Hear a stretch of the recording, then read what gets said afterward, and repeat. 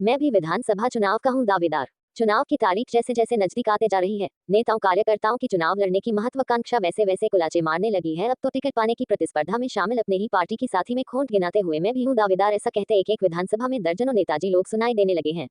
एक नेताजी ने तो अपनी ही पार्टी के कार्यकर्ताओं एवं समर्थकों के लिए खुद को सर्वाधिक सर्वसुलभ होने के आधार पर टिकट का गंभीर प्रत्याशी बताते हुए यहां तक दावा ठोक दिया है कि पार्टी की ओर से सर्वे चल रहा है।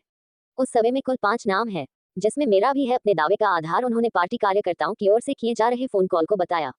बाबा का वारिस पोता, राष्ट्रीय पार्टी के एक बड़े नेताजी का राजनीतिक रसूख क्या घट गई। उनके ही वंशजों में उनकी ही पार्टी और जनाधार पर कब्जा जमाने की होड़ सी मच गई है, जिसमें बाबा का वारिस एक पोता तो खुद को असली वारिस जताकर बाबा को उनकी पार्टी से ही बेदखल करने की मूड में दिख रहा है, जबकि दूसरे की कोशिश बाबा से मिलता जुलता इतिहास जताकर अपने बैकग्राउंड के आधार पर बाबा का वारिस होकर जनाधार पर कब्जा जमाने की कोशिश में है। ऐसे में बाबा के आने वाला विधानसभा चुनाव में असली शक्ति परीक्षा होनी है, जिसमें पता चल जाएगा कि बाबा का औकात बचा है अथवा बाबा को राजनीतिक रूप से दरकिनार करने में जुटे पोता की वजह होती है।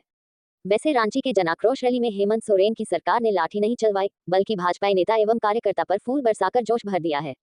वरना डंडे की चोट खाकर भाजपाई घर में बैठने के बजाय ऐसे रेस नहीं होते, क्योंकि अपनी ही सरकार जनप्रतिनिधियों की उपेक्षा से आहत होकर वर्षों से बैठे भाजपा कार्यकर्ता इस कदर सड़क पर आकर हेमंत सरकार के खिलाफ गला फाड़ फाड़ कर नारेबाजी करते पुतला नहीं जलाते।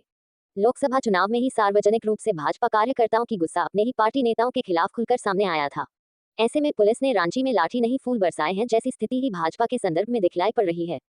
ऐसी विकास से तौबा। नेताजी विकास का चाहे जितना ढिंढोरा पीट ले, पर शीशे में बंद लग्जरी गाड़ी से बाहर निकलकर शहर को झांक ले तो यहाँ के नागरिकों की जीवन शैली से समझ में आ जाएगा कि लोग कितने परेशान हैं।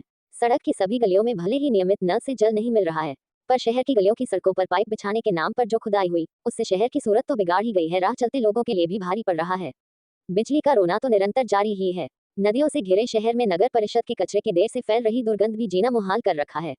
क्या क्या गिनवाए, बिजली, पानी, सरकजाम तथा जल जमाव, सारा संकट तो शहर के लोगों को ही झेलनी पड़ रही है।